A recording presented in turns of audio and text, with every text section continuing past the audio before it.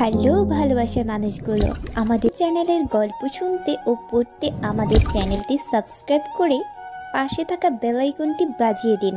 আর আমাদের গল্পগুলো যদি আপনাদের কাছে ভালো লেগে থাকে তাহলে অবশ্যই লাইক কমেন্ট শেয়ার করতে একদম ভুলবেন না। রাস্তায় নীরবে নিচের দিকে তাকিয়ে হেঁটে যাচ্ছে শাকিল। আজ তার ভার্সিটির প্রথম দিন। অন্য আরেকটা ভার্সিটি থেকে ট্রান্সফার নিয়ে এখানে ভর্তি হয়েছে। নিচের দিকে তাকিয়ে হাঁটাই হঠাৎ কিছু একটা সাথে লাগে, যার কারণে সে নিচে পড়ে যায়। নিচের দিকে তাকানো থাকায় কিসের সাথে ধাক্কা লাগলো তা দেখতে পারেনি। তাড়াতাড়ি করে উঠে দেখলো একটা মেয়ে নিচে পড়ে আছে। তার মানে সে ওই মেয়েটার সাথে ধাক্কা খেয়েছে। তাড়াতাড়ি করে গিয়ে মেয়েটাকে বলল, সরি আপু, আমি দেখতে পারিনি। হ্যাঁ, মেয়েটার কিছু বলতে না দিয়েই শাকিলকে দুইটা থাপ্পড় দিল। দেখিসনি কেন? চোখ কি হাতে নিয়ে হাঁটিস? ছোট লোক, মেয়ে দেখলেই ধাক্কা দিতে ভালো লাগে, তাই না? আপু, আমি আসলেই দেখতে পারিনি। চুপ, আর কোনো কথা বলবে না। তোকে যেন আর কোনোদিন আমার পাশে না দেখি। এটা বলেই মেয়েটি গাড়িতে উঠে চলে যায়। আমিও আমার ভার্সিটির দিকে হাঁটা শুরু করি। ভার্সিটির ভিতরে ঢুকতে যাব এমন সময় দেখলাম তখনকার মেয়েটা তার বান্ধবীদের সাথে হাসাহাসি করছে। আমাকে দেখে তার মুখটা রাগে লাল হয়ে গেল। আমার কাছে এসে আমাকে কিছু বলতে না দিয়ে হ্যাঁ, আমাকে আবার থাপ্পড় মারলো। ওই ছোট লোক, তোকে বলেছিলাম না আমার চোখের সামনে আসবি না? তুই এখানে আমাকে ফলো করে আবার চলে আসছিস। তুই ছেলেটাকে চিনিস? হ্যাঁ, এই খ্যাতটা আমাকে রাস্তায় ইচ্ছা করে ধাক্কা দিয়েছিল, এখন আবার এখানে হাজির হয়েছে। আপু, আপনাকে আমি বলেছিলাম তখন আমি ইচ্ছে করে ধাক্কা দেইনি। চুপ, কোনো কথা বলবি না। তোদের মতো ছোট লোকদের ভালো করে চেনা আছে। ওই, তুই এখানে কি করিস? আমি এখানে ভর্তি হয়েছি। এত নামি দামি ভার্সিটিতে তোর মতো ছোট লোক কিভাবে ভর্তি হবে? দেখুন, এখানে আমি আমার মায়ের স্বপ্ন পূরণের জন্য ভর্তি হয়েছি। ছোট লোকের আবার স্বপ্ন? এটা বলেই ওরা সবাই হাসাহাসি করতেছে। আমার অনেক রাগ উঠলো, কিন্তু কিছু বললাম না, কারণ আমি এখানে ঝামেলা করতে নই, ভালো হয়ে আমার মায়ের স্বপ্ন পূরণের জন্য ভর্তি হয়েছি। মুচকি হেসে ওদের কাছ থেকে চলে আসলাম।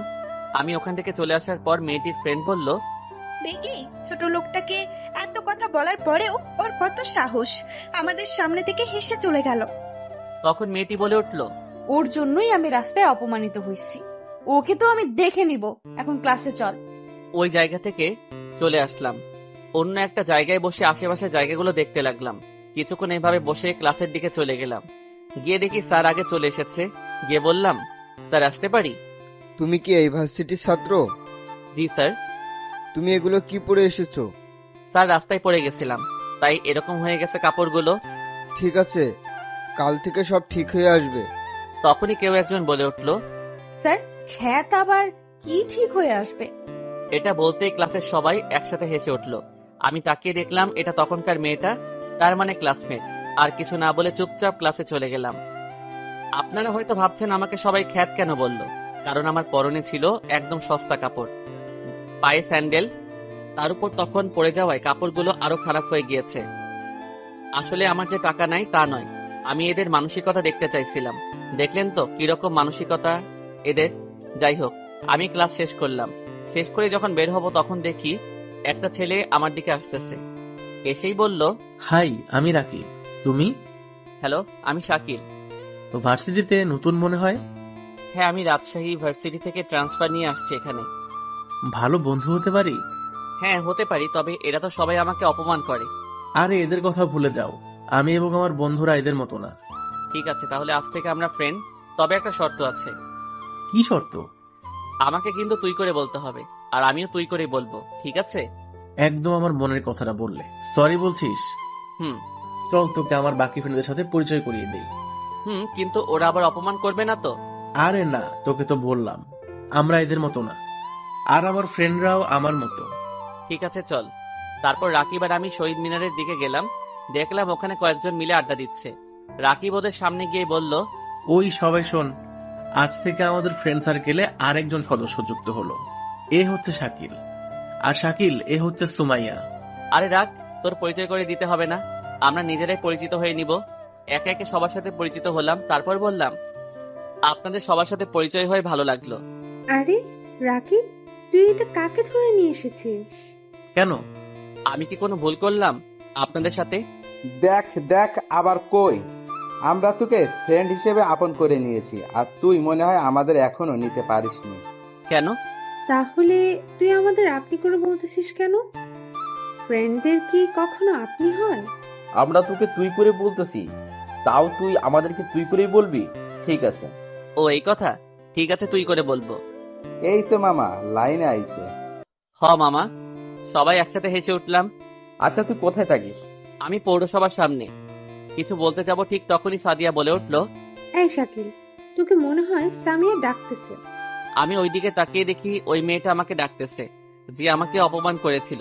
তার মানে মেয়েটার নাম সামিয়া। তোরা থাক, আমি একটু দেখে আসি কি বলে। না, আমরা সহ যাই, না হয় তোকে আবার অপমান করবে। না, তোদের খামাকে কষ্ট করতে হবে না, আমি দেখতেছি। এটা বলেই ওখান থেকে সামিয়ার কাছে চলে আসলাম। আমি আসতেই সামিয়া বলল, এই ছোট লোকের বাচ্চা, তোকে কতক্ষণ ডাকতে হয়? আসতে তো দেরি হলো কেন? আমাকে যা ইচ্ছা বলুন, আমার বাবা মাকে কিছু বলবেন না, আর আমি আপনাকে খেয়াল করিনি। আরে ছোট লোক আবার রাগও করে। ওই যা, আমাদের সবার জন্য আইসক্রিম নিয়ে আয়। আমি কেন আনবো? আমি বলছি তাই আনবি। বেশি কথা না বলে নিয়ে আয়, না হলে তোর খবর আছে। আমি আর কথা না বাড়িয়ে ওদের জন্য আইসক্রিম আনতে চলে গেলাম। এনে ওদের হাতে দিতেই ওরা আমাকে নিয়ে হাসাহাসি শুরু করে দিল। আমি ওখান থেকে চলে আসতে গেলে একদল সিনিয়র ছেলে আমাকে ডেকে বলল, ওই যা তো, আমাদের জন্য ব্যঞ্জন সিগারেট নিয়ে আয়। আমি কেন আনবো? নিয়ে আসবি কিনা বল, নাকি মার খাবি? আচ্ছা আনছি, টাকা দেন। টাকা নাই তোর? টাকা দিয়ে নিয়ে আয়। আমি আর কিছু না বলে সিগারেট আনতে যাই, না গেলে আবার ইজ্জতের ফালুদা বানিয়ে দিব। কোন কুক্ষণে যে ওই ফাজিল মেয়েটার সাথে ধাক্কা লাগলো, এসব ভাবতে ভাবতে ওদের জন্য সিগারেট নিয়ে ওদেরকে দিয়ে চলে আসতে গেলে একজন বলল, ওই সিগারেট কি তোর বাপ ধরিয়ে দিবে? এই কথাটা শুনে অনেক রাগ উঠলো। তাও মাথা ঠান্ডা রেখে বললাম, ভাই আমার কাছে তো লাইটার নাই। যা দোকান থেকে নিয়ে এসে ধরিয়ে দে। আমি আবার দোকানে গিয়ে লাইটার এনে ওদের ধরিয়ে দেই। সবাই আমার দিকে তাকিয়ে রয়েছে, যেন আমি কোনো এলিয়েন। কেউ কোনো প্রতিবাদ করলো না। আমি ওদের সবাইকে সিগারেট ধরিয়ে দিতেই একজন আমাকে ধাক্কা দিয়ে বলল, দূর হয় এবার। এটা বলেই সবাই হাসতেছে। আমি একটু মুচকি হাসলাম। মনে মনে বললাম, আমার আসল রূপ দেখলে তোরা পালিয়ে যাওয়ার জায়গা পাবি না। বড় বড় গ্যাংস্টাররা পর্যন্ত আমার নাম শুনলে ভয় কাঁপে, আর সেই আমাকে দিয়ে তোরা সিগারেট আনতে দিস? ওখান থেকে রাকিবদের কাছে চলে গেলাম। তোকে বলেছিলাম না, না যাওয়াতে দেখলি কত অপমান করলো। আরে বাদ দে ওসব। আচ্ছা সামিয়া মেয়েটার এত অহংকার কেন? ওর বাবা হলো এই এলাকার এসআই, তাই ও সবাইকে তার বাবার মানে পুলিশের ভয় দেখে এত কিছু করে। কেউ ওকে কিছু বলে না ওর বাবার ভয়ে। আর ওই ছেলেগুলোর বিরুদ্ধে কেউ কিছু বলে না কেন? ওই ছেলেগুলো লিডার হচ্ছে সামিয়ার চাচাতো ভাই, তাই বুঝতেই পারছিস কেন কেউ কিছু বলে না। কেউ কিছু বললে ওকে মারধর করে। ওদের কথা শুনে আমি হেসে দিলাম। এখানে এসেছি ভালো হতে, এখন দেখি এখানে আগের কাজগুলো করতে হবে। কিন্তু তুই হাসছিস কেন? এমনি চল বাসায় চলে যাই। চল আমার সাথে, আমি তোকে পৌঁছে দিই। বাইকে ওঠ। রাস্তায় রাকিবের সাথে আরো অনেক কথা হয়। আমার বাসার সামনে এসে ওকে থামাতে বলি। বাইক থেকে নামতেই ও বলল, এটাই তোর বাসা? কেন? তুই কার সাথে থাকিস? আমি একা। তাহলে তুই এসব পরে আছিস কেন? সব কাল বলবো। আচ্ছা আমি এখন যাই। ঠিক আছে, সাবধানে যাস। রাকিব চলে গেলে আমি বাসায় ঢুকি, ফ্রেশ হয়ে খাবার খেয়ে কিছুক্ষণ পরে ঘুমিয়ে যাই। পরদিন সকালে ঘুম থেকে উঠে রেডি হয়ে ভার্সিটিতে যাই। যখনই গেট দিয়ে ঢুকবো সবাই আমার দিকে ভূত দেখার মতো চমকে গেছে। আপনারা কি ভাবছেন রাকিব আমার বাড়ি দেখে অবাক হলো কেন? কারণ আমার বাড়িটা অনেক বড়, যা ধনীর পরিচয় দিবে, কিন্তু আমাকে দেখে তা মনে হয় না। আমি আজকে একদম সস্তা কাপড় পরে গেছি, তাও আবার ধাক্কা লেগে পড়ে যাওয়ায় অবস্থা খারাপ হয়ে গেছিল। যাই হোক, বাসায় এসে চেঞ্জ করে ফ্রেশ হয়ে খাওয়া দাওয়া করে রাত পর্যন্ত পড়ে একটু দেরিতে ঘুমিয়ে গেলাম। সকালে উঠে ফ্রেশ হয়ে বুয়ার বানানো নাস্তা খেয়ে ভার্সিটির জন্য রেডি হচ্ছি, এমন সময় রাকিব ফোন দিল। ওই শাকিল, তুই কই? বাসায় এখনো। কেন? আমি তোর বাসার নিচে দাঁড়িয়ে আছি, তাড়াতাড়ি বের হয়ে আয়। ঠিক আছে, তুই 2 মিনিট অপেক্ষা কর, আমি 10 মিনিটে আসতেছি। হারামি, তাড়াতাড়ি আয়। তুই কি বাইক আনছিস? এনেছি। কেন? তোকে নিয়ে একটা জায়গায় যাব। কোথায়? এসে বলতেছি। তারপর আমি রেডি হয়ে বাইরে এসে রাকিবকে বললাম, চল এবার। কোথায়? আচ্ছা তুই পিছনে বস, আমি বাইক চালাচ্ছি। তুই পারিস? নে ধর। তারপর রাকিবকে নিয়ে বাইক স্টার্ট দিলাম। একটু ধীরে চালাচ্ছি। কিরে, তো আস্তে চালাচ্ছিস কেন? ঠিক আছে তুই শক্ত করে বস, আমি কি স্পিডে চালাই দেখ। দিলাম বাইকের স্পিড বাড়িয়ে। অনেক স্পিডে চালাচ্ছি। রাকিব ভয়ে, ভাই আসতে চালা, আমার ভয় করতেছে ভাই। শালা আর বলবি ধীরে চালাচ্ছি? না ভাই, এই দেখ কান ধরছি ভাই, এবার প্লিজ স্পিড কমা ভাই। ভাই তোকে যত দেখি ততই অবাক হচ্ছি। আমি একটু হাসলাম। রাকিবকে নিয়ে একটা গ্যারেজের সামনে দাঁড় করালাম। নামতেই রাকিব বলল, তুই এখানে কেন নিয়ে এলি? তুই একটু দাঁড়া, আসছি। এটা বলে ভিতরে গেলাম, আর একটু পর বের হলাম। বের হতেই রাকিবের চোখ কপালে। বাইকটা কার? কার মনে হয়? জানি না, তবে অনেক দামি আর অনেক সুন্দর একটা বাইক। এটা আমার বাইক। কি? তোর বাইক? কখন নিলি? নিলাম আর কি। চল এবার ভার্সিটি যাই, তোদেরকে ট্রিট দিব। হুররে, তাহলে তো জোস, চল। এরপর আমরা ভার্সিটি চলে আসি। আমি গেট দিয়ে ঢুকতেই সবাই আমার দিকে ভূত দেখার মতো তাকিয়ে আছে। এই, আমি কি ঠিক দেখছি? ওটা শাকিল না? দোস্ত, তুই ঠিক দেখছিস, আমরাও তাই দেখতেছি। ওরা সবাই অবাক হয়ে তাকিয়ে আছে। ওই দেখতো, ওটা কালকের খ্যাটটা না? কিন্তু পুরাই বদলে গেছে।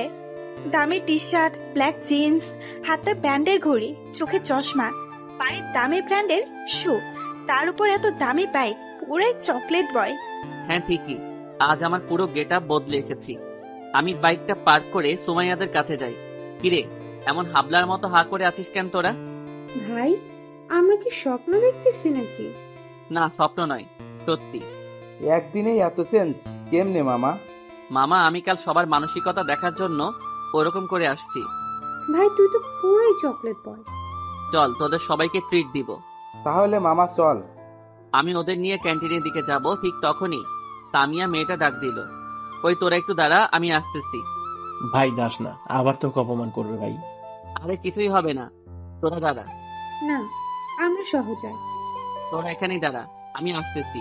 এটা বলে ওদের কাছে চলে গেলাম।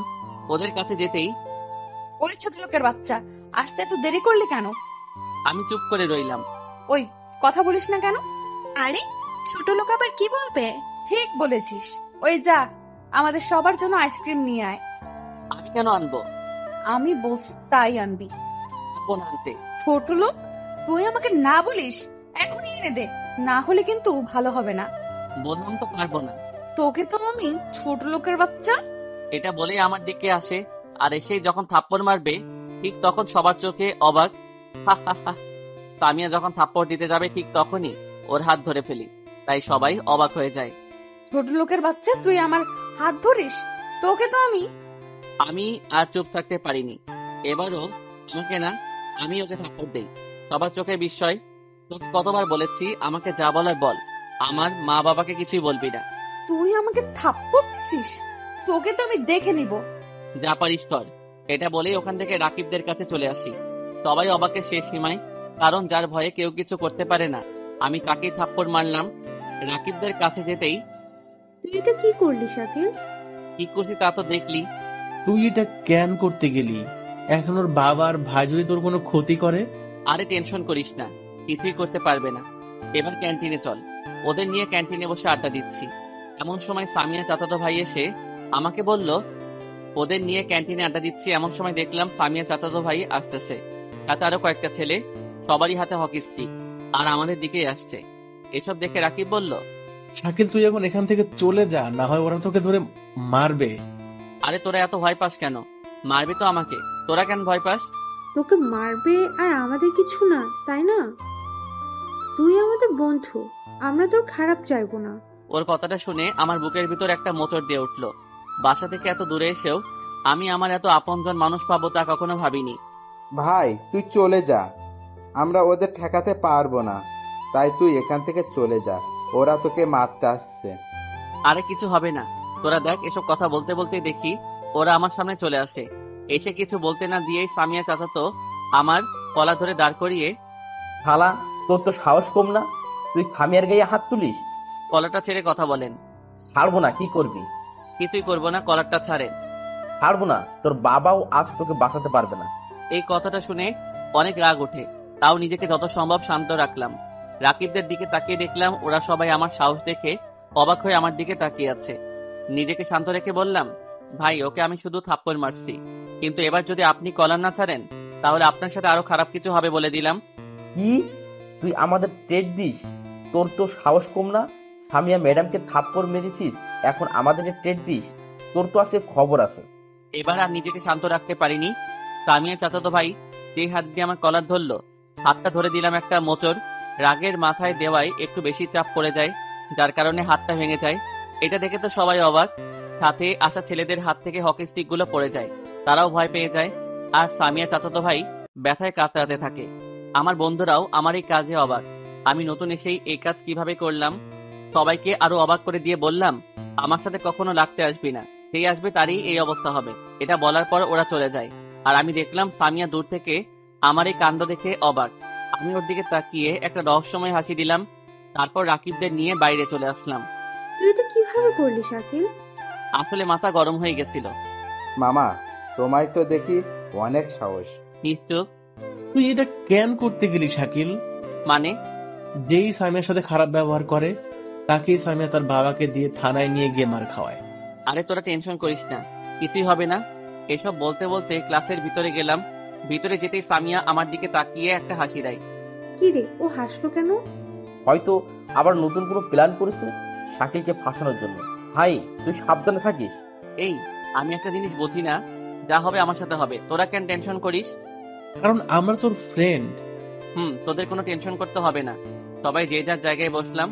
স্যার এসে ক্লাস করা শুরু করলো। এর মাঝে দপ্তরি এসে স্যারকে কিছু বলল আর হাতে একটা কাগজ দিয়ে চলে গেল। দপ্তরি চলে যাবার পর স্যার কাগজটা দেখে বলল, শাকিল, রিবাদ, রাব্বি, সাদিয়া, সুমাইয়া, রাকিব আর সামিয়া, তোমাদের প্রিন্সিপাল স্যার ডেকেছে। তোমরা স্যারের অফিসে যাও। কেন স্যার? জানি না। সামিয়ার দিকে তাকালাম, দেখিও হাসতেছে আমার দিকে তাকিয়ে। তার মানে ওরই কোনো প্ল্যান। রাকিবরা সবাই ভয় পাচ্ছে। এরপর ক্লাসরুম থেকে ওদের নিয়ে বের হলাম। বেরোতে সাদিয়া সামিয়াকে বলল, সামিয়া, তুই স্যারকে কি বলেছিস? সেটা ওইখানেই দেখতে পাবি। এটা বলে আমার দিকে তাকিয়ে হাসলো। আরে তোরা ভয় পাচ্ছিস কেন? আমি আছি তো। একটু পর সব হাওয়া বের হয়ে যাবে। সেটা দেখাই যাবে। এরপর অফিসে ঢুকলাম। তোমাদের মধ্যে শাকিলকে? জি স্যার, আমি। তুমি তো নতুন মনে হয়। জি স্যার।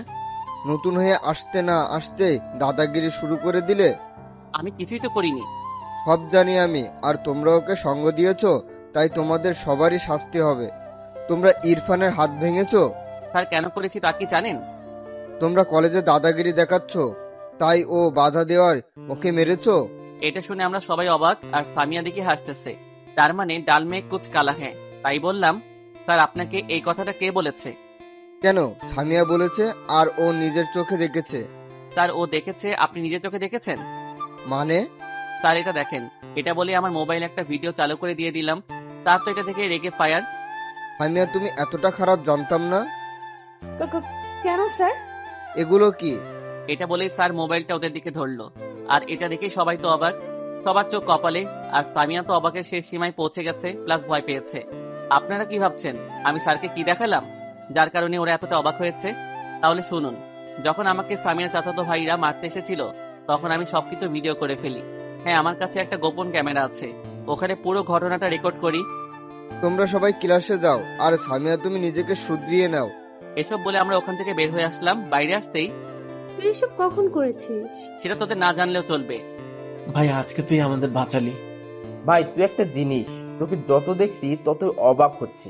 একটু বলা বলি করছি, তখন সামিয়া আমার সামনে এসে বলল, কাজটা তুই ঠিক করলি না, তোর জন্য আমি অপমানিত হয়েছি, তোকে এর শাস্তি পেতে হবে। আমি কিছু না বলে শুধু একটা হাসি দেই, যার কারণে ও আরো বেশি রাগ করে সামনে থেকে হনহন করে চলে গেল। ভাই, আজকে আর ক্লাস করবো না, বাসায় চলে যাব। ঠিক আছে, সাবধানে যাস। ওদের থেকে বিদায় নিয়ে বাসায় চলে আসি। এসে ফ্রেশ হয়ে খাবার খেয়ে ঘুমায় পড়লাম। বিকেলে ঘুম থেকে উঠে একটু বাইরে থেকে ঘুরে এসে পড়া শেষ করে খাবার খেয়ে খানিকক্ষণ ফেসবুকিং করে শুয়ে পড়লাম। সকালে আবার আগের মতো ভার্সিটিতে যাই। গিয়ে দেখি আমার ফ্রেন্ডরা সবাই এক জায়গায় বসে আড্ডা দিচ্ছে। আমিও গিয়ে ওদের সাথে আড্ডা দিচ্ছি। এমন সময় একজন পুলিশ কনস্টেবল এসে বলল, তোমাদের মাঝে শাকিলকে? জি আমি। কোনো সমস্যা? তোমাকে আমার সাথে থানায় যেতে হবে। কেন? সেটা জানি না। ভালোই ভালোই যাবে নাকি হাতে হ্যান্ডকাপ লাগাবো? আমি আর কথা না বাড়িয়ে বললাম, চলুন। আমরাও আসি তোর সাথে। না, লাগবে না। এটা বলে চলে আসলাম। আমাকে জেলের ভিতর ঢুকানো হলো এবং কিছুক্ষণ পর একটা পুলিশ এসে আমাকে কিছু না বলেই আমাকে মারা শুরু করলো। কয়েকটা মারার পর আমি বললাম, আমি কি একটা ফোন করতে পারবো? কোন বাপের কাছে ফোন করবে? আমার মায়ের কাছে আসলে আমি দেরি হলে টেনশন করবে, তাই জানিয়ে দিব আসতে দেরি হবে। ঠিক আছে, কর। এটা বলেই আমাকে আমার মোবাইল দিল। আমি 2 মিনিট কথা বললাম, আর ঠিক 10 মিনিট পরে সামিয়ার বাবা হাজির। এসে আমাকে বলল, বাবা, আমাকে মাফ করে দাও। আমার চাকরিটা কিছু করো না, তাহলে আমি রাস্তায় বসে যাব। স্যার, আপনি এসব কি বলছেন? তুমি কথা বলো না। বাবা, তুমি আমাকে মাফ করে দাও। ঠিক আছে, আপনার মেয়েকে বলবেন যেন আমার পেছনে না লাগে, আর আমার পরিচয় বলবেন না। বাবা, আমি ওকে বলে দিব। আসলে ছোটবেলা থেকেই ওকে বেশি আদর করার জন্যই এরকম হয়ে গেছে। আমি ওখান থেকে চলে আসার পর পুলিশটি বলল, তার ছেলেটাকে।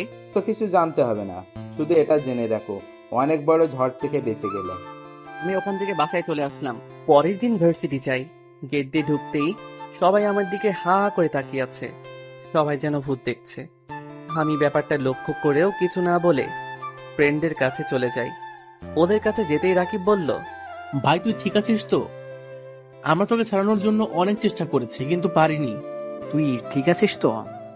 আরে ব্যাটটা আমি ঠিক আছি। তাহলে তো ভালো, কিন্তু সামিয়ার থেকে সাবধানে থাকবি। ভাই, ওকে আমার মনে ধরছে, আমি ওর সাথে প্রেম করব। আমার কথা শুনে ওরা সবাই অবাক হয়ে হা করে তাকিয়ে আছে আমার দিকে। কি হলো, তোরা এইভাবে তাকিয়ে আছিস কেন? আমার কথা শুনে ওরা সবাই হেসে আসলো। মেয়ে পাস নাই প্রেম করার জন্য? আমার ওকেই ভালো লাগছে। তুই বললে তোকে আরো সুন্দর মেয়ের সাথে প্রেম করিয়ে দিব, তাও ওর থেকে দূরে থাকিস। না, আমার ওকেই লাগবে। ভাই তোর যা ইচ্ছা কর, তবে সাবধানে থাকিস। আচ্ছা, একটা কথা বলবি? কি কথা? সবাই আমার দিকে এরকম অবাক হয়ে তাকিয়েছিল কেন? কারণ তুই প্রথম ব্যক্তি যাকে সামিয়া পুলিশে দিলেও একদিনের মধ্যেই ছাড়া পেয়েছিস। ও আচ্ছা, চল এবার ক্লাসে চল, আর তুই ওর থেকে সাবধানে থাকবি। থাকবো। এরপর আমরা ক্লাসে চলে যাই। ক্লাসে গিয়ে দেখলাম সামিয়া ওর ফ্রেন্ডের সাথে হেসে হেসে কথা বলতেছে। আমাকে দেখা মাত্রই তার হাসি মুখটা রাগে পরিপূর্ণ হলো, আর আমার কাছে এসেই বলল, কি রে, তোর তো দেখি সাহস কম না, তুই আবার আমার সামনে আসছিস? সাহস তো আমার অনেক আছে, কিন্তু কাউকে দেখাই না। এটা বলেই ওকে একটা চোখ মারলাম। এটা করতেই ও তো তেলে বেগুনে জ্বলে উঠল। তোর এত বড় সাহস, তুই আমাকে চোখ মারিস? কই, আমার চোখ তো আমার কাছেই আছে, তোমাকে মারলাম কই? তোর সাহস কম তা না, শুধু তোর লজ্জা শরমও নাই। এটা কেন? থাকলে তুই এত অপমানের পরও ভার্সিটি আসতি না। তাহলে তোমারও লজ্জা শরম নাই? মানে? তুমিও থাপ্পড় খেয়েছিলে, মনে আছে? তাহলে তুমি কেন ভার্সিটি আসছো? তোকে তো আমি। এটা বলেই আবার থাপ্পড় মারতে যাবে, তখনই ওর হাত ধরে ফেললাম আর বললাম, এটা তো সরকারি গাল না যে যখন ইচ্ছা তখন থাপ্পড় মারবে, আর এটা তোমার বাপের ভার্সিটিও না, তবে চাইলে এই গালে যখন ইচ্ছা তখন চুম্মা দিতে পারো। কি বললি তুই? তোর মতো ছোট লোকের গালে আমি চুম্মা দিতে যাব? সেটা তো সময় বলে দেবে। তোকে আমি পরে দেখে নিব। এটা বলেই ও আমার সামনে থেকে চলে যায়, আর কাকে যেন ফোন করে, হয়তো ওর বাবাকে হবে, কারণ কথা শেষে দেখি ও আরো বেশি রেগে গেছে। তারপর আমরা ক্লাস করলাম। দেখি সামিয়া আমাদের আগেই রুম থেকে বের হয়ে যায়। এরপর সবার থেকে বিদায় নিয়ে রাকিবকে নিয়ে আমরা বাসার দিকে আসা শুরু করলাম। অর্ধেক রাস্তায় আসতেই কিছু ছেলে আমাদের পথ আটকালো। তুই নাকি সামিয়ার ম্যাডামকে ডিস্টার্ব করিস? তো আপনাদের সমস্যা কি? আমাদের সমস্যা অনেক। তুই আর কোনোদিন সামিয়ার ম্যাডামকে ডিস্টার্ব করবি না, আর আজকে এখান থেকে চলে যাবি। যাব না। কি করবি তোরা? শাকিল, তুই ওদের সাথে কথা বলিস না, চল আমরা চলে যাই। এই কোথায় যাবি? এটা বলেই রাকিবকে একটা থাপ্পড় দেই। এবার আমার রাগ উঠে যায়, তাও শান্তভাবে বললাম, দেখ, তোদের যা সমস্যা আমার সাথে, ওকে কিছু করবি না। তুই আজকেই চলে যাবি? যাব না। কি করবি তোরা? তুই আমাদের রাগ দেখাস, জানিস আমরা কার লোক?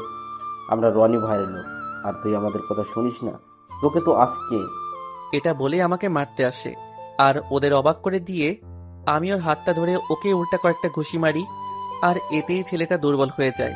আরেকজন বলল, তুই আমাদের লোককে মারিস? তোর সাহস তো কম না।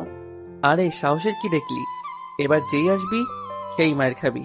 এরপর ওরা সবাই আমাকে মারতে আসে। ওরা ছিল 3 জন আর আমি একা, কিন্তু উল্টা ওরাই আমার মার খেলো। মারতে মারতে আধমরা করে ফেলি। রাকিব এসে আমাকে ধরে ফেলে। আরে ওরা তো মরে যাবে, চল এখান থেকে। দাঁড়া, আবার কি করবি? দেখ কি করি। এটা বলে একটা ছেলের কাছে আসি। ওই, তোদের বসকে ফোন কর। ভাই, আমাদের মাফ করে দেন। যেটা বলছি সেটা কর। ভাই, মাফ করে দেন। সাথে সাথে একটা থাপ্পড় মারলাম ছেলেটাকে। যেটা বলছি সেটা কর। তারপর ছেলেটা তার বসকে ফোন দেয়, এখানে আসতে বল। তারপর ছেলেটা ওর বসকে ফোন দিয়ে আসতে বলে। এর 10 মিনিটের মধ্যেই একটা গাড়ি আসে, আর ওখান থেকে একটা লোক এসে আমাকে বলে, তোর তো সাহস কম না, তুই আমার লোককে মারিস, আবার আমাকে আসতে বললি। আমি পিছনে পড়ে দাঁড়িয়ে থাকায় আমাকে দেখলো না। আমি না তাকানোয় রেগে আরো কাছে এসে আমাকে শালা বলেই কলার ধরে ঘুরতেই ছেলেটির হাত পা কাঁপা শুরু হয়ে যায়, আর তার পায়ের নিচ থেকে মাটি সরে যায়। সে এটা কার সামনে দাঁড়িয়ে আছে, আবার কলার ধরলো, গালিও দিল। মায়ের খাওয়া ছেলেদের থেকে একজন বলল, ভাই ওকে মারেন ভাই, ছাড়বেন না। তুই জানিস তোরা কাকে মারতে এসেছিস? ভাই আমাকে মাফ করে দিন। ভাই কে? ভাই মাফ করে দেন, আমাদের ভুল হয়ে গেছে। রাকিব সহ সবাই দেখি অবাক। যাও, মাফ করে দিলাম, ওদের নিয়ে চলে যাও। সরি ভাই। ওরা চলে যায়। এটা কি হলো? তুই কে যে ও এত ভয় পেল? কেউ না, এবার বাসায় চলো। এরপর আমরা চলে যাই, আর বাসায় গিয়ে আগের মতোই সব শেষ করলাম। পরদিন ভার্সিটি যেতেই গেট দিয়ে ঢুকতেই দেখলাম রাকিবরা সবাই একসাথে মনমরা প্লাস রেগে বসে আছে। আমি ভাবলাম কি হয়েছে, আবার ওদের কাছে যেতেই রাকিব বলল, কিরে এত দেরি কেন তোর? এমনি। চল, তোরা ক্লাসে যাবি না? যাব, তার আগে তোকে আমাদের একটা কথা বলতে হবে। কি কথা? তোর পরিচয় বলতে হবে। আমার পরিচয় মানে? মানে তুই কে, আগে কি ছিলি, যার জন্য তুই পুলিশের হাত থেকে বেঁচে গেলি, আবার কালকেও রনি তোকে দেখে ভয় পেয়েছে। আমি যদি এখন ওদের আমার পরিচয় বলি তাহলে ওরা আমাকে ভুল বুঝবে। পরে বলবো, এখন ক্লাসে চল। পরে না, এখন বল। বললাম তো পরে বলবো। না, তোকে এখনই বলতে হবে। তোরা এমন করছিস কেন? বললাম তো পরে বলবো। ওরা আর কিছু না বলে সবাই ক্লাসে চলে গেল। আমি তোদের কিভাবে আমার অতীতটা বলবো তাই ভেবে একটু কষ্ট পেলাম। তারপর আমিও ক্লাসে চলে গেলাম। গিয়ে দেখি ওরা যে যার মতো বসে রয়েছে। আমিও গিয়ে বসে পড়লাম, কিন্তু পুরো ক্লাসে ওরা আর কেউ আমার সাথে কথা বলল না, এমনকি ক্লাস শেষেও না। ওরা যে যার মতো চলে গেল। ওরা এখন ইগনোর করতেছে, এটা আমি বুঝলাম। আমিও বাসায় চলে আসলাম। তবে আরেকটা বিষয় খেয়াল করলাম ভার্সিটিতে, তা হলো আজ ক্লাসে সামিয়া ছিল না, তার মানে ও আজকে ভার্সিটি আসেনি। আরে আমি ওর কথা ভাবছি কেন? হ্যাঁ, আমি ওকে ভালোবেসে ফেলেছি, কিন্তু ও আমাকে মানার জন্য মানুষ ডাকলো। এখন শুধুই ওর জন্য আমার যা আছে তা হলো ঘৃণা। হ্যাঁ, আমি ওকে ঘৃণা করি। এর পরের দিন ও ভার্সিটি গেলাম, গিয়ে দেখি ওরা সবাই একসাথে আড্ডা দিচ্ছে। আমি ওদের কাছে যেতেই সবাই চল ক্লাসে। আমাকে দেখেও না দেখার ভান করলো। এরপর ওরা সবাই ক্লাসে চলে গেল। আমিও ক্লাসে আসলাম। আজও ওরা কেউ আমার সাথে কথা বলেনি, এমনকি আমি বলতে গেলেও ওরা বলে না, আমাকে পাশ কাটিয়ে চলে যায়। আজও দেখলাম সামিয়া ভার্সিটি আসেনি, তাতে আমার কি। এরপর বাসায় চলে আসলাম। এভাবেই 5 দিন চলে গেল। ওরা কেউ আমার সাথে কথা বলে না। এটা আমি আর নিতে পারছি না। রাকিবকে ফোন দিলাম, অনেকবার ফোন দেওয়ার পরও তুলতেছে না। পরে তুললো। কি হলো, ফোন দিচ্ছিস কেন? তোরা সবাই আমার সাথে এমন করছিস কেন? কেমন করেছি? প্লিজ, আমি আর নিতে পারছি না। আমরাও নিতে পারছি না। আমরা তোকে ফ্রেন্ড বানালাম আর তুই আমাদের পর ভাবিস? আমাদেরকে তোর পরিচয় বলতেও সমস্যা? আমার পরিচয় বললে তোরা আমায় মানতে পারবি না। দেখ, তুই আমাদের সবার ফ্রেন্ড। তোর অতীত যতই খারাপ হোক না কেন, আমরা তোর অতীত দেখে তোকে ফ্রেন্ড বানাইনি। তোরা সবাই আমার অতীত জানতে চাস তো? ঠিক আছে, কাল সবাইকে আসতে বলিস, আমি তোদের সব বলবো। ওকে, এখন রাখি। এরপর কথা শেষ করে ভাবতে লাগলাম ওদের কথাটা কিভাবে বলবো। আমার একটা কালো অতীত আছে যা ওরা মানতে পারবে না, কিন্তু আমার যে ওদের বলতেই হবে। এখানে আসার পর ওদেরই কাছে পাইছিলাম, তাই ওদের হারাতে পারবো না। যেভাবেই হোক ওদের বলতে হবে। এরপর দিন ভার্সিটি গেলাম, গিয়ে দেখলাম ওরা সবাই বসে আছে। সবাই ক্লাসে চল, ক্লাস শেষে তোদের আজকে সবকিছুই বলবো। তারপর ওদের নিয়ে ক্লাসে চলে গেলাম। আজ দেখি সামিয়া এসেছে, তবে আমাকে কিছুই বলেনি। অনেকদিন পর ভার্সিটি আসলো সামিয়া। ক্লাস শেষে সবাইকে নিয়ে ভার্সিটির পিছনে পুকুর পাড়ে চলে আসি। তোরা সবাই আমার অতীত জানতে চাস তো? তাহলে শোন। অতীতে চলে গেলাম। তখন আমি অনার্স 2য় বর্ষে। পড়ালেখায় অনেক ভালো ছিলাম, কিন্তু ওখানে গিয়ে আমি পড়ালেখা একদম ছেড়ে দেই, আর সবসময় ঘোরাফেরা আর আড্ডা দিয়ে কাটাতাম। এভাবে চলতে চলতে আমি রাজনীতির দিকে ঝুঁকে পড়ি। আমি একটা গ্যাংও শুরু করি। ফ্যামিলির সবাই অনেক বাধা দেয়, তাও আমি শুনিনি। একটা সময় আমার গ্যাংটা এতটাই চলে যায় যে কারো কোনো ক্ষতি করতে পিছুপা হতাম না। সবসময় মারামারি, চাঁদাবাজি এসবই করতাম। আর সব জায়গায় আমাদের গ্যাংটা পরিচিত হয়ে যায়। কেউ আমাদের কোনো কাজে বাধা দিলে তারই অবস্থা খারাপ হতো। তাই কেউ সাহস করতো না আমাদের কিছু বলার। আর আমরা এটা ওটা খারাপ কাজ শুরু করে দেই। একটা সময় আমরা ড্রাগ সাপ্লায়ার আর আরো যত খারাপ কাজ আছে সব করা শুরু করে দেই। কোনো গ্যাং ওই আমাদের সাথে টক্কর দেওয়ার সাহস পেত না। আর গ্যাংয়ের বস ছিলাম আমি। আমাকে সবাই এক নামেই চিনত। বাসার সবাই আমাকে অনেক বারণ করতো, কিন্তু কারো কথাই শুনতাম না। একদিন আমার এক বন্ধু এসে বলল ও নাকি একটা মেয়েকে ভালোবাসে, কিন্তু মেয়েটার বিয়ে ঠিক হয়ে যায়, আর বিয়েও হয়ে যাচ্ছে। তাই আমি ভাবলাম যে মেয়েটাকে কিডন্যাপ করব। সেই অনুযায়ী ওই দিন রাতেই মেয়েটার বাসার সবার সামনেই, এমনকি বিয়ে বাড়ির সকল মানুষের সামনেই মেয়েটাকে কিডন্যাপ করি। তবে আমি জানতাম না যে এটাই আমার জীবনে একটা কাল হয়ে নামবে। এরপর মেয়েটাকে ওই ছেলেটা, মানে আমার বন্ধুর সাথে বিয়ে দিয়ে রাতে আমি বাসায় গিয়ে দেখলাম আব্বু ড্রয়িং রুমে বসে আছে। দেখেই মনে হচ্ছে অনেক রেগে আছে। আমি বাইরে গ্যাংস্টার হতে পারি, কিন্তু বাসায় আসলে আমার সব সাহস শেষ হয়ে যায়। কারণ আমি আমার আব্বু, আম্মু আর আমার বোন মিতুকে অনেক ভালোবাসি। আব্বু রেগে আছে দেখে ভাবলাম আব্বুর আবার কি হয়েছে। আমিও কিছু না বলে আমার রুমের দিকে চলে যেতে যাব, ঠিক তখনই আব্বু আমাকে ডাক দিল। আমি আব্বুর সামনে গেলাম ভয়ে ভয়ে। আব্বু কি হয়েছে? এটা বলতেই আমার গালে একটা থাপ্পড় পড়ল। আমি গালে হাত দিয়ে সামনে তাকিয়ে দেখি না, আব্বু মারে নাই। তাহলে কে মারলো? পাশে দেখলাম আম্মু। আম্মুই আমাকে থাপ্পড় মারলো। ব্যথার চেয়ে বুকের আঘাত আরো বেশি লাগলো। কারণ আম্মু কোনো দিন আমাকে মারা তো দূরে থাক, কোনোদিন বকাও দেয়নি। আব্বু বকা দিলেও আম্মুর জন্য পেরে উঠতো না। আর আজ আম্মুই আমাকে থাপ্পড় দিল। আমার চোখ দিয়ে 2 ফোঁটা পানি পড়ল। আম্মুর দিকে করুণ দৃষ্টিতে তাকিয়ে বললাম, আম্মু তুমি আমাকে মারলে? হ্যাঁ মারলাম তোকে, আরো মারা উচিত। কেন আম্মু, আমি কি করলাম? কি করেছিস তুই? তোকে আমার ছেলে বলতে লজ্জা লাগতেছে। আব্বু প্লিজ ওভাবে বলো না। আমি কি করলাম? কি করিসনি তুই সেটাই বল। তুই এতদিন মারপিট করেছিস, খারাপ কাজ করেছিস, তা আমরা জানতাম না, কিন্তু আজ নিজের চোখে দেখলাম। তোর নামে আমাকে অনেকে অনেক কিছুই বলতো, কিন্তু আমি তোর উপর বিশ্বাস ছিল যে আমার ছেলে এগুলো কোনো দিনও করতে পারে না। আর তুই আজ আমাদের বিশ্বাসের এই মূল্য দিলি। তুই আজকে আমার বাড়ি থেকে বের হয়ে যাবি। আব্বু তোমাদের ছেড়ে আমি কোথায় যাব? আমার কোনো ছেলে নেই, আমার ছেলে আমাদের কাছে মারা গেছে। আব্বু তুমি এসব কি বলছো? আম্মু তুমি কিছু বলছো না কেন? আম্মু কিছুই বলছে না, শুধুই কান্না করে যাচ্ছে। ভাইয়া তুই কাজটা ঠিক করিসনি। কি খারাপ কাজ করলাম আমি? এখন সাধু সাজা হচ্ছে, তাই না? তুই কিছুই জানিস না। তুই আজকে আমার বন্ধুর মেয়েকে উঠিয়ে নিয়ে যাসনি তার বিয়ের আসর থেকে। আব্বু ও একটা ছেলেকে ভালোবাসে, আর ছেলেটাও মেয়েটাকে ভালোবাসে। চুপ, একটা কথাও বলবি না। কিসের ভালোবাসা? তুই জানিস তোর জন্য মেয়েটার বাবা স্টক করেছে, আর শুধু তোর জন্য আমি আমার বন্ধুর নজরে সারা জীবনের জন্য ছোট হয়ে গেলাম। আব্বু মেয়েটা ছেলেটাকে ছাড়া বাঁচবে না, আর ছেলেটাও থাকতে পারবে না, আর মেয়েটা ওর কাছে সুখেই থাকবে। চুপ, একদম চুপ। তোর কাছে আমি কিছুই জানতে চাই না। তুই এখন আমার বাড়ি থেকে বের হয়ে যাবি।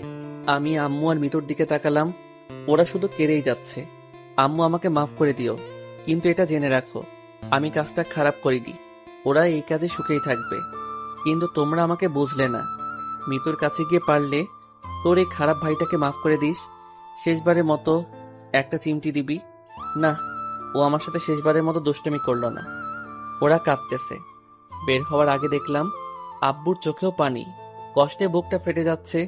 আজ আমার জন্যই সবার চোখে পানি। আমার কাজের জন্যই আজ আমাকে সবাইকে ছেড়ে চলে যেতে হচ্ছে। যাওয়ার আগে আব্বু বলল, কখনো যদি নিজেকে বদলিয়ে ভালো হয়ে যেতে পারি এবং নিজের যোগ্যতায় প্রতিষ্ঠিত হতে পারি, তাহলেই বাসায় ফিরে যেতে পারবো। কথাটা আমার বুকে তীরের মতো বিঁধে বাসা থেকে বের হয়ে শপথ করলাম, নিজেকে বদলাবই আমি। আমাকে বদলাতে পারতেই হবে। এসব ভাবতে ভাবতে আমার বন্ধু তুহিনের বাসায় গেলাম। ওর বাসায় গিয়ে সোজা ওর রুমে গিয়ে বসলাম। তুহিন আমার কাছে এসেই, কিরে মামা, কি হলো তোর? মন খারাপ নাকি? আমি ওকে জড়িয়ে ধরে কেঁদে দিলাম। ও তো অবাক যে আমি কোনোদিন কান্না করিনি, সে আমি এত কাঁদতেছি, ওকে জড়িয়ে ধরেই বললাম, আমার সাথে কেন এমন হলো বলতে পারবি? কি হলো তা তো বলবি।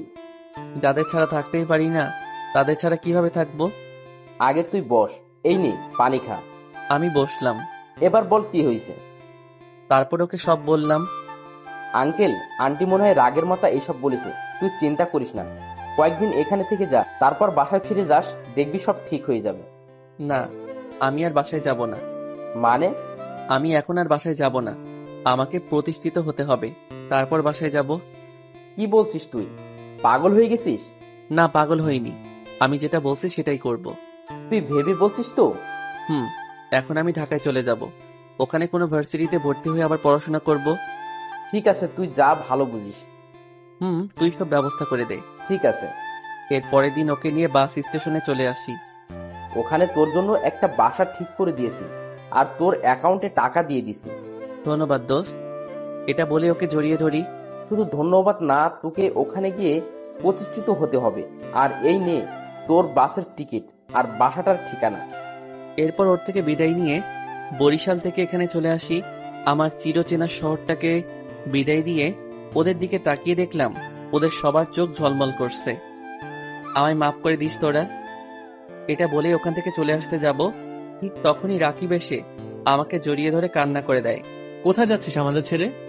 আমার মতো একজন খারাপ ছেলেকে তোরা বন্ধু হিসেবে রাখতে পারবি?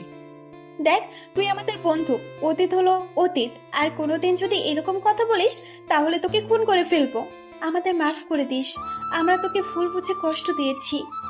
আমাদের মাফ করে দিস ভাই, আর তুই তো স্বপ্ন পূরণ করবি, আমরা তো সাথে আছি। আরে তোরা মাপ চাচ্ছিস কেন? তোরাই আমার সব। রাকিব, রিফাত, রাব্বি সবাই মিলে আমাকে জড়িয়ে ধরে। আজ মনে হচ্ছে আমি আর একা নই, আমার একটা পরিবার চলে গেছে, আর আল্লাহ আমায় আরেকটা পরিবার দিয়েছে। ওদেরকে নিয়ে আর ভাবিস না, এখন থেকে তুই সব সময় আমাদের সবাইকে পাশে পাবি। তোদের সবাইকে অনেক ধন্যবাদ। আচ্ছা, এখন ক্লাসে চল। ভুলে গেছিলাম, সামিয়া আজ তোর কথা জিজ্ঞেস করেছিল তুই আসার আগে। কেন? জানি না। আচ্ছা চল। এরপর যখন ক্লাসের দিকে যাব ঠিক তখনই দেখলাম সামিয়া।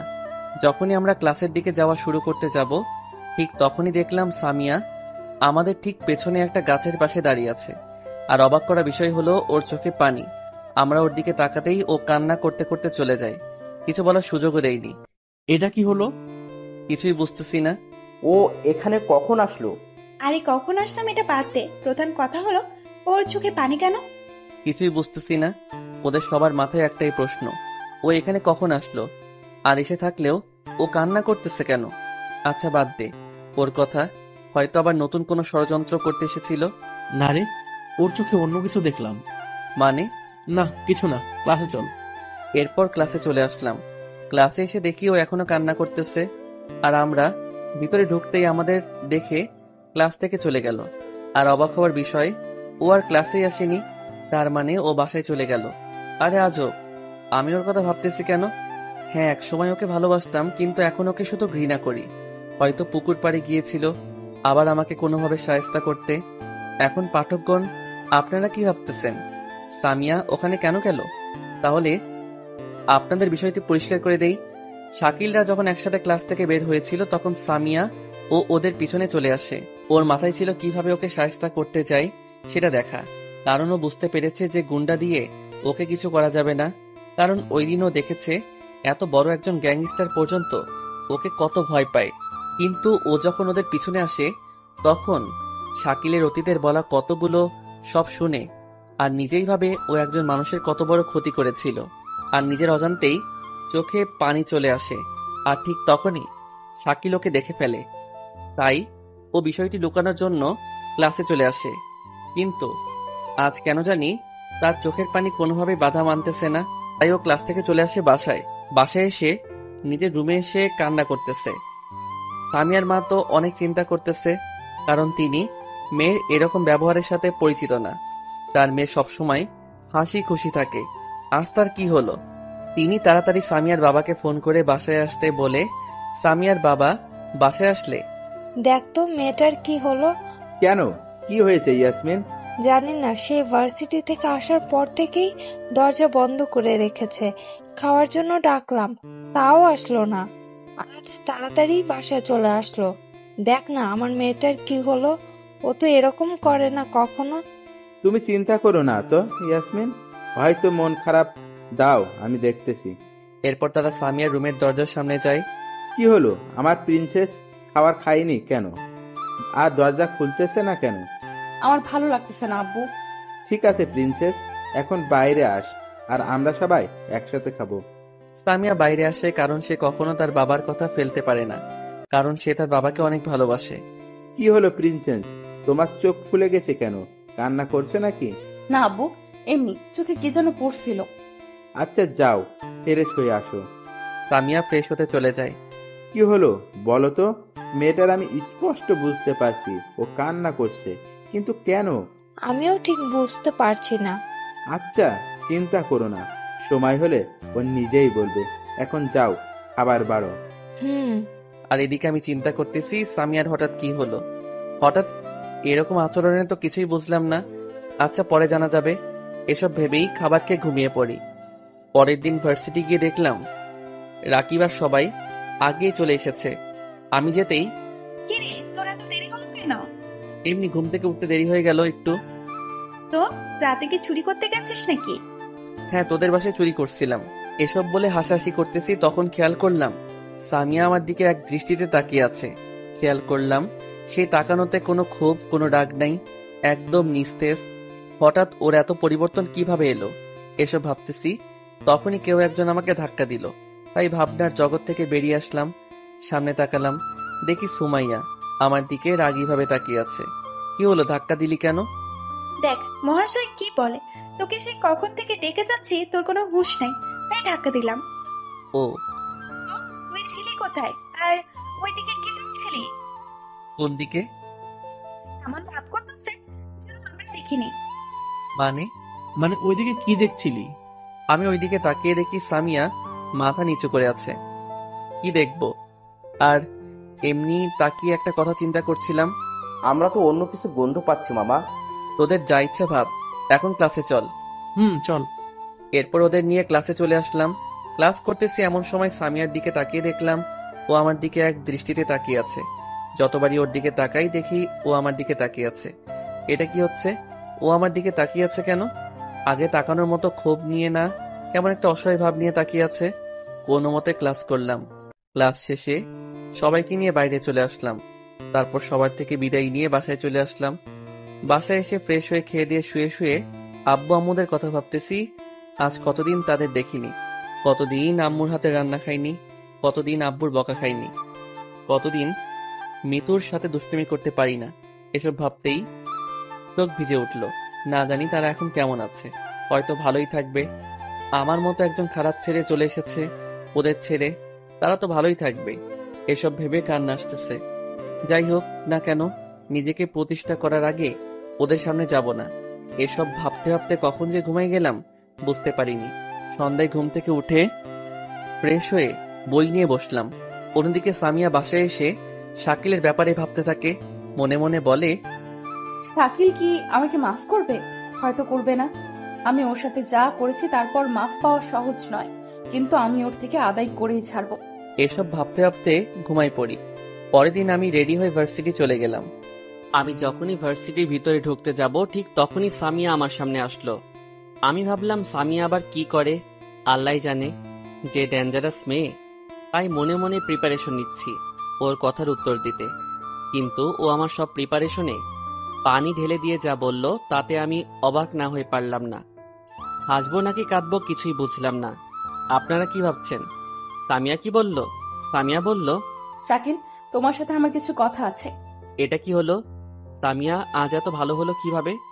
আবার আমাকে তুমি করেও বলছে, ঘটনা কি? আর এত শান্তভাবে কথা বলছে কেন? নাকি আবার নতুন কোনো ফোনটি? ঠিক তখন সামিয়ার ডাকে ভাবনায় ছেদ পড়ল। কি হলো, এত কি ভাবছো? আমি আবারও অবাক হলাম, ওর দিকে তাকালাম। কি হলো, কোনো কথা বলছো না কেন? আর এভাবে কি দেখছো? আমি এবার বললাম, আপনার শরীর ঠিক আছে তো? কেন, আমার শরীর খারাপ হবে কেন? আজ কথা বলার ধরন অন্যরকম, তাই বললাম। কি হলো, কি বিড়বিড় করছো? কিছু না। তোমাকে আমার কিছু কথা বলার ছিল। আমার মতো ছোট লোকের সাথে আপনার কি কথা থাকতে পারে? প্লিজ আমাকে আর লজ্জা দিও না। আরে লজ্জা কেন দিব, সত্যিটাই তো বললাম। আমি কিভাবে বলবো বুঝতেছি না। আমার মতো ছোট লোকের সাথে আপনার কথা থাকতে পারে না। আমি চললাম। আমি জানি যে আমি তোমার সাথে যা করেছি তা ক্ষমা পাওয়ার যোগ্য না, তাও আমি অনেক অনুতপ্ত। প্লিজ আমাকে মাফ করে দাও। আরে কি করছেন? আমার মতো ছোট লোকের কাছে মাপ চাচ্ছেন কেন? শাকিল প্লিজ, তুমি আর এসব বলে আমাকে লজ্জা দিও না। আমি সত্যি অনেক দুঃখিত আমার কাজের জন্য। বললাম তো আমি ছোট লোক, আপনার উপর কিভাবে আমি রাগ করব? প্লিজ আমাকে মাফ করে দাও। এর মাঝেই সামিয়ার ফ্রেন্ডরা চলে আসে। কি রে সামিয়া, তুই এই ছোট লোকটার কাছে মাপ চাচ্ছিস কেন?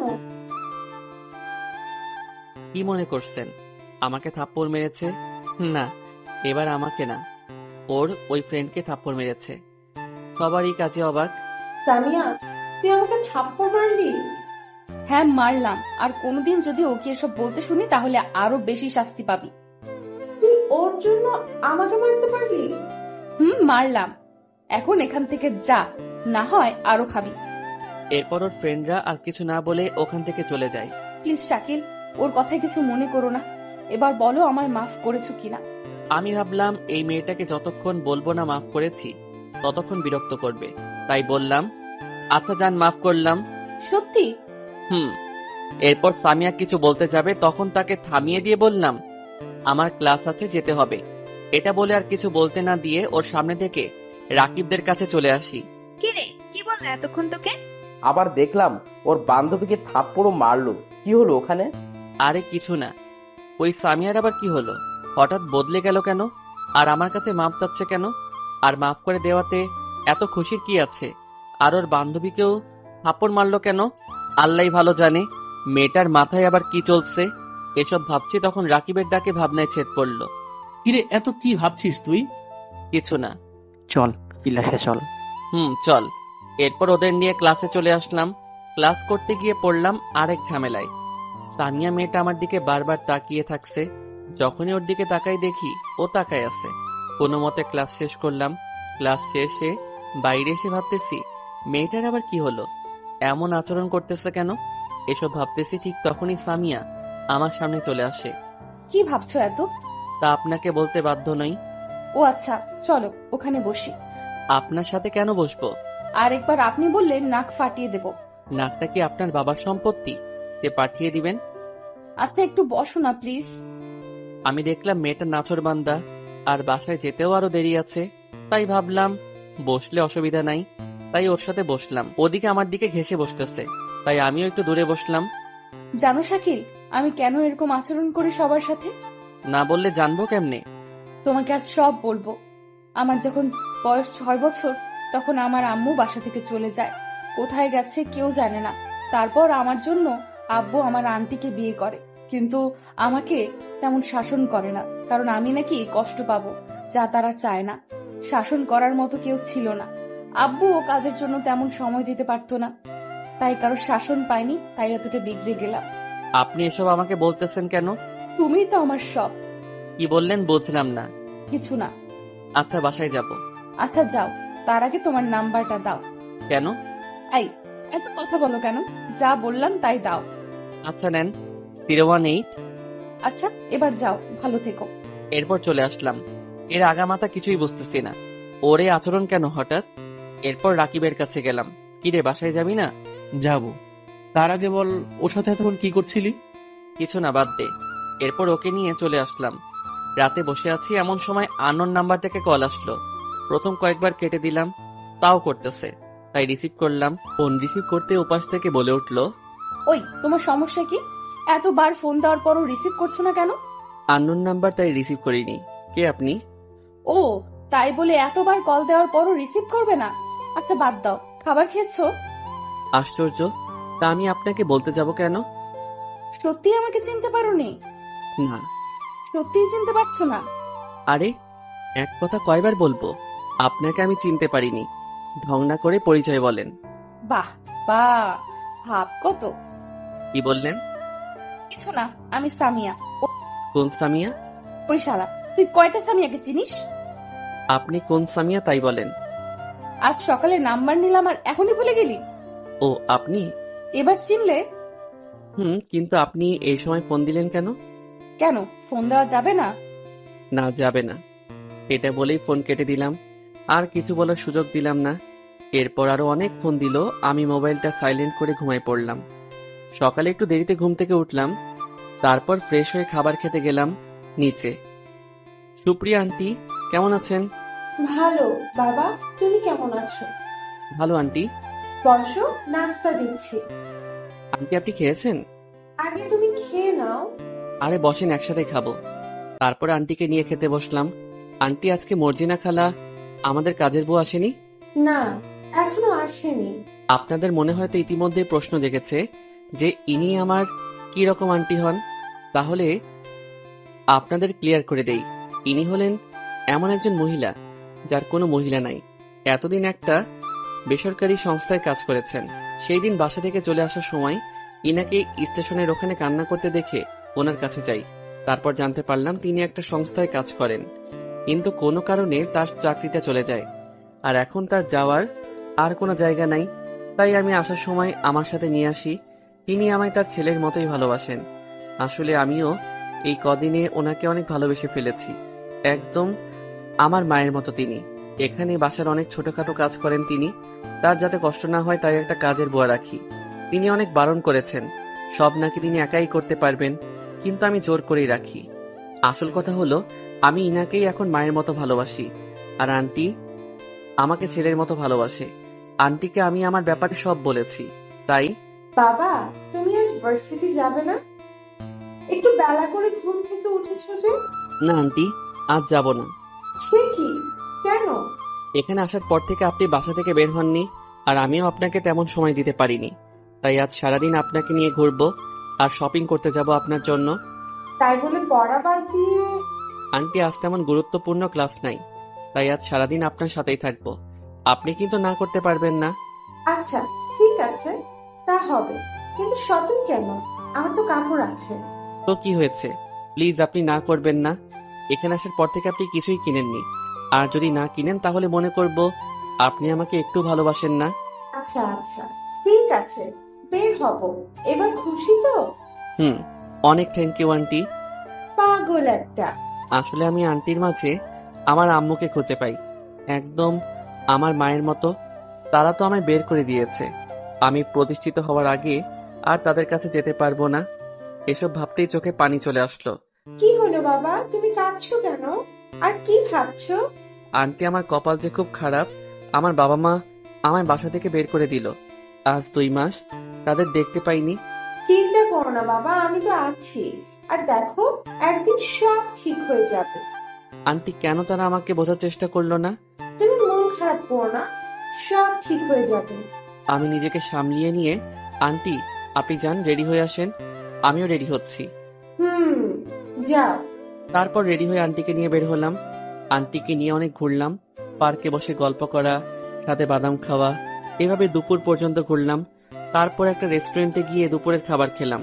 খাওয়া দাওয়ার পর আন্টিকে নিয়ে শপিং মলে গেলাম, আর আন্টির জন্য অনেক কিছু কিনলাম। আন্টিও আমার জন্য কিনলো, আর কাজের বুয়ার জন্য কাপড় নিল। আন্টির এসব ব্যবহারে আমি সবসময় মুগ্ধ হয়ে যাই। তিনি কাজের বুয়ার কথা বলেননি, তার সব কাজে আমার ভালো লাগে। শপিং শেষে আন্টি বলল, আমার জন্য এত কিছু নেওয়ার কি দরকার ছিল? আমি আমার আন্টির জন্য নিলাম তো কি হয়েছে। আচ্ছা থাক, আর অভিমান করতে হবে না, এবার বাসায় চলো। আপনি একটু দাঁড়ান, আমি রাকিবের কাছে একটা ফোন করে আসি। আচ্ছা যাও। তারপর আমি ওখান থেকে একটা নীরব জায়গায় আসলাম।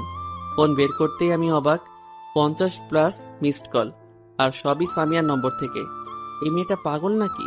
এত কল দেওয়ার মানে কি? আর ফোন সাইলেন্ট থাকায় আমিও জানতে পারিনি। আর ঠিক তখনই রাকিব ফোন দিল। আমি রিসিভ করলাম। ওই কই তুই, ফোন দিচ্ছি পিক করিস না কেন? আর ভার্সিটি আসলি না কেন আজকে? আমি শপিং এ এসেছি আন্টিকে নিয়ে, আর মোবাইল সাইলেন্ট থাকায় জানতে পারিনি। কোন আন্টি? এটা বললো কারণ ওরা জানে এখানে আমার কেউ নাই, আর আন্টির ব্যাপারে ওদের কিছু বলিনি। পরে সব বলবো তোকে। এখন কেন ফোন দিয়েছিস বল? তুই শালা ওখানে শপিং করিস, আর সামিয়া তোর কথা জিজ্ঞেস করতে করতে আমাদের মাথা খাচ্ছে। আমার কথা জিজ্ঞেস করছে কেন? তুই জেনে নিস। আর সামিয়া আমাদের থেকে তোর বাসার ঠিকানা নিয়ে চলে গেল। তুই ওকে আমার বাসার ঠিকানা দিলি কেন? আর কিছুই করার ছিল না। আচ্ছা রাখ, পরে কথা হবে। এরপর ফোন কাটতে দেখি সামিয়া আমার দিকে আসছে, তাও আবার রাগী লোক নিয়ে। এটাকে আমি ভুল দেখছি? ও এখানে কি করবে? চোখ ভালো করে কষলে আবার তাকালাম, না ঠিকই তো, এটা সামিয়া। কিন্তু ও কিভাবে জানলো আমি এখানে? সামিয়া আমার কাছে এসেই বলল, ওই তোমার সমস্যা কি? আমার সমস্যা হবে কেন? তাহলে ভার্সিটি যাওনি কেন? দেখতেই পাচ্ছ কেন যাইনি। আমি ভার্সিটি গিয়ে দেখলাম তুমি নাই। তোমার ফ্রেন্ডদের কাছেও জিজ্ঞেস করলাম, তারা অনেকে জানে না। তারপর তোমার ঠিকানা নিয়ে তোমার বাসায় গিয়ে দেখলাম এখানেও নাই। তারপর কাজের বুয়া থেকে জেনে এখানে চলে আসলাম, আর এখানেই দেখি মহারাজ শপিং করে, আর এদিকে আমি টেনশনে মরতেছি। কথাগুলো এক নাগাড়ে বলল সামিয়া, আর আমি তার দিকে হাবলার মতো চেয়ে আছি। কি বলবো কিছুই বুঝতেছি না। আমাকে এভাবে তাকিয়ে থাকতে দেখে বলল, ওই এভাবে হাবলার মতো কি দেখছো? কিছু না, একটা জিনিস বুঝলাম না। কি জিনিস?